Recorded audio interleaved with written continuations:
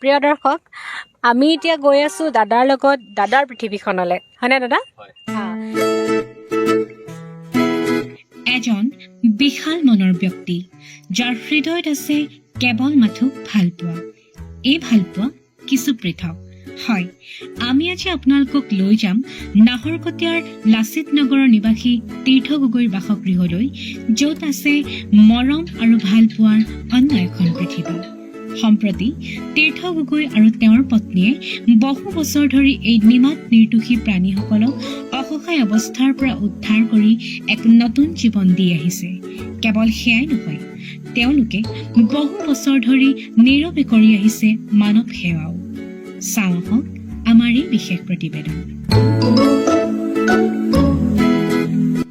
নমস্কাৰ মাহমৰা লাইভৰ অন্য এটা ব্যতিক্ৰম অনুষ্ঠানলৈ মই অনন্যাই আপোনালোক সকলোকে স্বাগতম জনাইছো আজি আমি উপস্থিত হৈছোহি নাহৰকটীয়াৰ এনে এগৰাকী ব্যক্তিৰ ঘৰত যাৰ অন্তৰত আছে জীৱ জন্তুৰ প্ৰতি অকৃত্ৰিম মৰম আৰু ভালপোৱা সঁচা অৰ্থত ক'বলৈ গ'লে মানৱৰূপী এজন দেৱদূত আমি বেছি কথা নকওঁ আহকচোন আমি তেওঁৰ সৈতে কিছু কথা পাতোঁ চাই থাকিব আমাৰ এই অনুষ্ঠান প্ৰিয় দৰ্শক মই অলপ আগতে আপোনালোকক যিজন ব্যক্তিৰ কথা ক'লোঁ সেই দাদাজন মোৰ কাষত বহি আছে আহক আমি তেওঁৰ সৈতে কিছু কথা পাতোঁ দাদা আপোনাক আমাৰ অনুষ্ঠানলৈ স্বাগতম জনাইছোঁ নমস্কাৰ প্ৰথমতে আমি আপোনাৰ পৰিচয়টো জানিব বিচাৰিম মোৰ নাম শ্ৰী তীৰ্থ গগৈ নাহৰকটীয়াত ঘৰ মোৰ দাদাৰ এটা বিশেষ ব্যক্তিত্ব দাদাই আচলতে সমাজ সেৱা কৰি বহুত ভাল পায় নহয়নে সমাজ সেৱা জীৱ জন্তুৰ প্ৰতি তেওঁৰ অপৰিসীম ভালপোৱা অকৃত্ৰিম মৰম চেনেহ আচলতে দাদাই জীৱ জন্তুৰ প্ৰতি ইমানেই ভালপোৱা আছে তেওঁৰ অন্তৰত ইমানেই ভালপোৱা আছে যাৰ কথা আমি কৈ শেষ কৰিব নোৱাৰোঁ আমি দাদাৰ মুখেৰে কিছু কথা জানিম দাদা আপুনি এই যে জীৱ জন্তুবিলাক ৰেস্কিউ কৰে এই কামটো আপুনি কেতিয়াৰ পৰা কৰি আছে এইটো আজি মোটামুটি প্ৰায় 7-8 বছৰমান হ'ল আপুনি খুব ভাল পায় জীৱ জন্তু ভাল পাওঁ মানে কি একচুৱেলি তেওঁলোক যেতিয়া ক'ৰবাত এই গাড়ীয়ে মানে এক্সিডেণ্ট কৰি থৈ যায় গৰু হওক কুকুৰ হওক তো সেই যেতিয়া সিহঁতি চটপটাই থাকে বা কুকুৰবিলাক যেতিয়া মানে গাত পোক লাগি থাকে সেই দৃশ্যবিলাক দেখিলে মই খুব অন্তৰত দুখ পাওঁ মানে তো সেইকাৰণে সেইটো চাই থাকিব নোৱাৰি তেওঁলোকক মই ৰেস্কিউ কৰি লৈ আহোঁ আৰু ঘৰলৈ আৰু ৰেস্কিউ কৰি আপুনি নিজেই ইয়াৰ চিকিৎসাবিলাক কৰে মই যিমানখিনি পাৰোঁ ড্ৰেছিং চেছিং মই প্ৰায় নিজে কৰোঁ মানে ধৰক যিটো মেজৰ হয় বেজি দিব লাগে বা চিলাই কৰিব লাগে সেইখিনি মই ডক্টৰৰ লগত যোগাযোগ কৰোঁ ডক্টৰক মাতি দিওঁ ডক্টৰ আহি যায় ঘৰলৈ ডক্টৰ দি কৰাওঁ মই সামান্য যিখিনি মানে মই নিজে জনাখিনি ড্ৰেছিং কৰিব লাগে চাফ চিকুণখিনি মই নিজে কৰোঁ বাকী ডক্টৰৰ দ্বাৰাহে কৰাওঁ আৰু আপোনালোকে দেখা পাইছে আমাৰ ওচৰে পাজৰে দাদাৰ সন্তান বুলি ক'ব লাগিব যাক সন্তানৰ নিচিনাকৈ দাদাই মৰম কৰে আমাৰ আশে পাশে শুই আছে তেওঁলোকে আৰু দাদা আপুনি এই যিটো আপোনাৰ পৰিকল্পনা বুলি ক'ব লাগিব জীৱনৰ যিটো আপুনি কৰ্ম কৰি আছে আপুনি আগৰ পৰাই ভাবিছিলে নেকি এনেকৈ কৰিম বুলি মই ঠিক ভবা নাই সঁচা কথা ক'বলৈ গ'লে মই ভবা নাই কিন্তু মই ভাবোঁ যে এইটো ভগৱানৰ ইচ্ছা হয়তো তেওঁৰ নিৰ্দেশতে মই এইখিনি কৰি আছোঁ বুলি মই ভাবোঁ সেইকাৰণে মই দাদাক মানৱৰূপী এজন দেৱদূত বুলি কৈছোঁ আৰু আপোনালোকে এটা কথা জানি ভাল পাব দাদাই কিন্তু শুভ্ৰ বস্ত্ৰ পিন্ধি খুব বেছি ভাল পায় নহয়নে ইয়াৰ কিবা কাৰণ আছে নেকি নহয় মই মোৰ নিজৰ মানে বগা ড্ৰেছটো হ'ল আপোনাৰ শান্তিৰ প্ৰতীক আৰু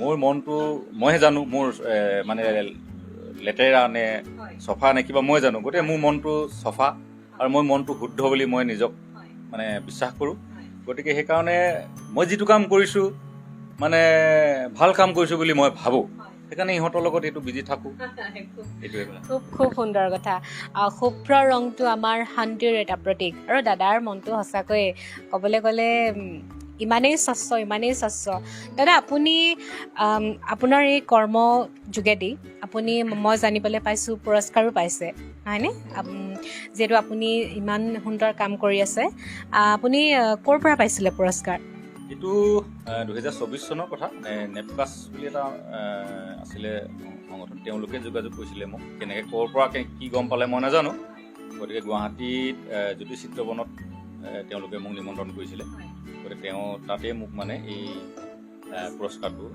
দিছিলে তেওঁলোকে। আৰু এইটো কিমান চনৰ কথা? এইটো 2024 চনৰ কথা। দৰ্শকসকল, ইতিমধ্যে আপোনালোকে শুনিলেই দাদাই যি কৰ্ম কৰি আছে সেয়া দাদাই একেবাৰে নিজৰ মনৰ পৰা কৰিছে, নহয়নে?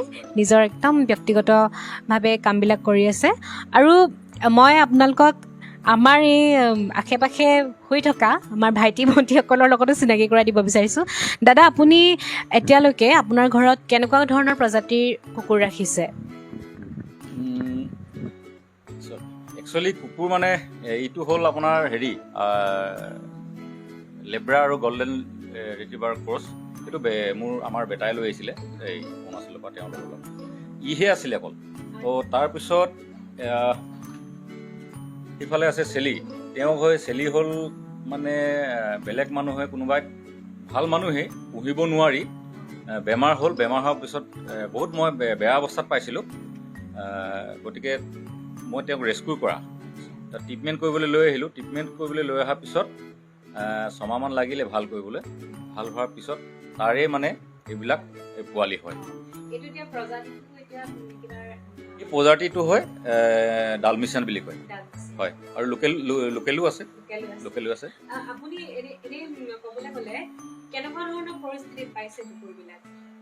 কুকুৰবিলাকতো এতিয়া এই যে মই যিটো ডালমিচিয়ানৰ এই যিজনী মাইকী কুকুৰ পাইছিলোঁ, তেওঁতো অৱস্থা একেবাৰে বেয়া, মানে হাড় আৰু মানে ছাল আছিলে, গোটেই পিঠিফালে পোক লাগি আছিলে, কেইবাটাও 6-7টামান ডাঙৰ ডাঙৰ ফুটা আছিলে, হল আছিলে। তো মানুহবিলাকে মোক ফোন কৰাৰ পিছত এনেকৈ আমুকতে কুকুৰ এটা পৰি আছে, আমুকতে মানে গৰু এটা পৰি আছে, তেতিয়া সেই মই মোৰ সময়টো মিলাই মই যাওঁ। তো তাত খুব বেয়া অৱস্থা আছিলে। তাত অনাৰ পিছত ভেটেনেৰী হস্পিটেললৈ গ'লোঁ, তাত ট্ৰিটমেণ্ট কৰিলে। তাৰ পিছৰ পৰা আৰু ঘৰত আনি কণ্টিনিউৱাছ মানে ডক্টৰে যেনেকৈ ধৰণে পৰামৰ্শ দিয়ে, ভাল নোহোৱালৈকে মই ট্ৰিটমেণ্টটো কৰি থাকোঁ। খুব সুন্দৰ কথা। আৰু দৰ্শকসকলে এটা কথা জানি ভাল পাব, কেৱল কুকুৰ বুলিয়ে নহয়, দাদাই মানৱ সেৱাও কৰি থাকে। মই জানিবলৈ পাইছোঁ দাদাই এতিয়ালৈকে বিভিন্ন ঠাইত বিভিন্ন ধৰণৰ মানৱ সেৱা কৰি আহিছে, হয়নে দাদা? আপুনি মই জানিবলৈ পাইছোঁ বহুত বস্তু আপুনি দান দিছে দুখীয়া দৰিদ্ৰ পৰিয়ালসকলক। এই বিষয়ে কিবা ক'ব নেকি? ক'বলৈ একচুৱেলি তেনেকুৱা মানে দান ঠিক নহয় আৰু, মানে মানুহ যেতিয়া বিপদত পৰে, বিপদৰ সময়ত মই যিকোনো মানুহ বিপদত পৰিলে মই চাই থাকিব নোৱাৰোঁ। তো গতিকে ক'ৰবাত যদি বানপানী হৈছে খবৰ দিয়ে মোক মোৰ শুভাকাংক্ষীসকলে, যোৱাৰ পিছত চাওঁ যে অৱস্থা বেয়া, মানুহবিলাক খাবলৈ থাকে, ঘৰ দুৱাৰ পূৰা পানীত থাকে। তো সেই সময়তে মই ভাবোঁ যে এই মানুহখিনিক ন্যূনতম সামান্য কিবা এটা মই সহায় কৰিব পাৰোঁ নেকি। তো মানৱতাৰ দিশেৰে মই কথাবিলাক ভাবোঁ। ঠিক তেনেকৈ সেই সময়ত চালোঁ যে চাউল দাইল নাই ধৰক। তো মই অহাৰ পিছত মই তেওঁলোক কৈ নাহোঁ, অহাৰ পিছত মই নিজৰ টকাৰে ঘৰত আলোচনা কৰোঁ, নিজৰ পইচাই গৈ চাউল দালি যিখিনি পাৰোঁ আৰু তেনেকৈ তেওঁলোকক দিওঁ। এইবেলি চাচনিত ডাঙৰ ধুমুহা হৈছিলে, প্ৰকাণ্ড গছবিলাক মানে মাজতে দুটুকুৰাকৈ এনেকৈ হৈছিলে, ইমান ডাঙৰ এটা ধুমুহা হৈছিলে। তাত মানে বহুত মানুহৰ ঘৰ ভাঙি কৰি দিলে, ভাঙি উৰাই লৈ গ'ল। তাত মই টিংপাত দিছিলোঁ প্ৰত্যেক ঘৰ মানুহকে 4 খিলা 5 খিলা, যেনে তাৰ যুৱক সংঘ আছিলে, ৰাইজ আছিলে, কৈছিলে ইয়াতে ইমান খিলা দিয়ক, ইয়াতে ইমান খিলা দিয়ক, তেনেকৈ টিংপাত দিছিলোঁ। এইবিলাক কিবা কিবি কৰি থাকোঁ আৰু। হয়, খুব ভাল কথা। আৰু দাদাৰ এটা মানে কথাবোৰ ভাল লাগে, ইমান বছৰৰ পৰা দাদাই কামবোৰ কৰি আহিছে, কিন্তু কাহানিও নিজক প্ৰচাৰ কৰাৰ ধাৰণাটো মনলৈ অহা নাই, হয়নে? দাদাই খুব ব্যক্তিগতভাৱে কামবিলাক কৰে আৰু মনৰ সন্তুষ্টিৰ কাৰণে কামবোৰ কৰি থাকে। আৰু সেইকাৰণে মই কওঁ যে আমাৰ এই অনুষ্ঠানটো ব্যতিক্ৰম। আমাৰ এই অনুষ্ঠানটোৰ লক্ষ্যই হৈছে এনেধৰণৰ আদৰ্শমূলক কাম কাজবিলাক আপোনালোকৰ আগত দেখুৱাই অনা। গতিকে দাদাৰ এই কামবিলাকে খুব মানুহক সহায় কৰিছে, আৰু জীৱ জন্তুৰ পৰা যি আশীৰ্বাদ আৰু মৰম পাইছে, সেয়া মানে সঁচাকৈ বুজাব নোৱাৰা এটা আশীৰ্বাদ, নহয়নে? হয়। আৰু আপোনাৰ যিহেতু আপোনাৰ এতিয়া কেইবাটাও আছে প্ৰজাতি, এওঁলোকক খোৱা হিচাপে খাদ্য হিচাপে কি দি আছে? ৰাতিপুৱা সময়ত বিস্কুট দিয়া হয়, আমি যিটো কওঁ মেৰিগ'ল্ড বিস্কুট হওক। তাৰপিছত সৰু অৱস্থাত তেওঁলোকক চেৰেলেক্স খোৱা হৈছিলে, মাকৰ যিহেতু বেছি পোৱালি হ'লে গাখীৰ দিব নোৱাৰে, গতিকে চেৰেলেক্স খুৱাওঁ। তাৰপিছত এতিয়া দুপৰীয়া ভাত, ব্ৰইলাৰ মাংস বইল কৰি মেলি নিমখ নিদিয়াকৈ, তো দুপৰীয়া ভাত, তাৰপিছত আকৌ আবেলি সময়ত বিস্কুট, আমি যেতিয়া চাহ খাওঁ সিহঁতক বিস্কুট দিওঁ আমি। আকৌ ৰাতি ভাত। আমি যেনেকৈ যি খাওঁ তেওঁলোককো সেইটো একেটাই দিওঁ আৰু। ই মোৰ ওচৰলৈ আহি আছে। মানে ক'বলৈ গ'লে এটা পৰিয়াল, আমাৰ ঘৰৰ পৰিয়ালৰ সদস্যসকলে আমি যেনেকৈ থাকোঁ তেওঁলোকে ঠিক তেনেকৈ থাকে। এইটো নহয় যে কুকুৰ হয় ইয়াক বাহিৰত শুবলৈ দিম, বাহিৰত খাবলৈ দিম। এয়াই হৈছে মানুহৰ জীৱ জন্তুৰ প্ৰতি থকা ভালপোৱা। আৰু ইহঁতে কথা ক'ব নোৱাৰিলেও বুজি পায়, হয়নে? বুজি পায়। ইহঁতৰো এখন হৃদয় আছে, ইহঁতেও কান্দে, ইহঁতেও হাঁহে, সিহঁতে আমাক বুজি পায়। আৰু দাদাৰ মনটোৱে সেই কথাটোকে উপলব্ধি কৰে আচলতে। সেইকাৰণে দাদাই ব্যক্তিগতভাৱে কামবোৰ কৰি খুবেই বেছি ভাল পায়, নহয়নে? হয়, আপোনালোকে দাদাৰ বিষয়ে বহুতকেইটা কথাই জানিলে। আমি কিন্তু এতিয়া এটা ব্যতিক্ৰম এটা দৃশ্য আপোনালোকৰ আগত দেখুৱাম, আপোনালোকক দেখাবলৈ যত্ন কৰিম। দাদাৰ ঘৰৰ বাহিৰৰ যিখন পৃথিৱী, আমি সেই পৃথিৱীখনৰ সৈতে আপোনালোকক চিনাকি কৰাই দিম, হয়নে দাদা? হয়, গতিকে আপোনালোকে আমাৰ এই অনুষ্ঠানটো চাই থাকিব।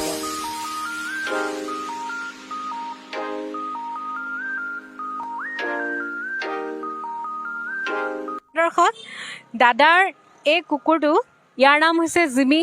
আৰু ইয়াৰ এটা ব্যক্তিত্ব আছে কি ই বোলে দাদাৰ লগত কালাকান খাবলৈ যাব, হয়নে? হয়। আপুনি জলে যাব? মই এতিয়া মিষ্টিমুখ গাড়ী পিছে পিছে যাব। মিষ্টিমুখত সদায় খুৱাওঁ তাক, সি তালৈ যাব এতিয়া। আচ্ছা, তেতিয়াহ'লে ব'লক আমি কালাকান খুৱাওঁগে।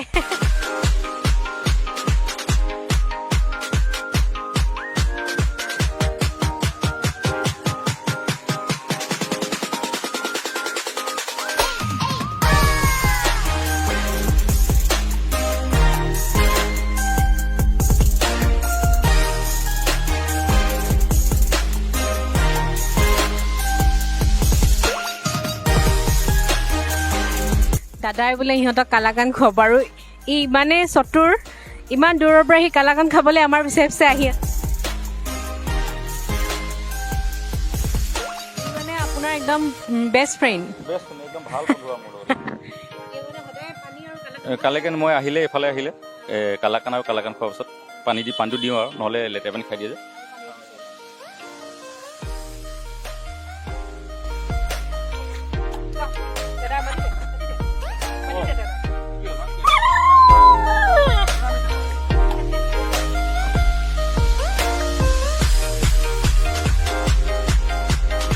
আচলতে ক'বলৈ গ'লে এই নাহৰকটীয়াৰ গোটেই এৰিয়াটোৰ কুকুৰবিলাকৰ লগতে দাদাৰ ইমানেই বেছি বন্ধুত্ব, ইমানেই বেছি মৰম ভাল পোৱা।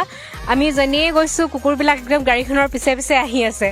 আৰু সঁচাকৈ আমি মানে দূৰৰ পৰা গাড়ীখন দেখাৰ লগে লগে সিহঁতে ইমান উৎপাত কৰিছে।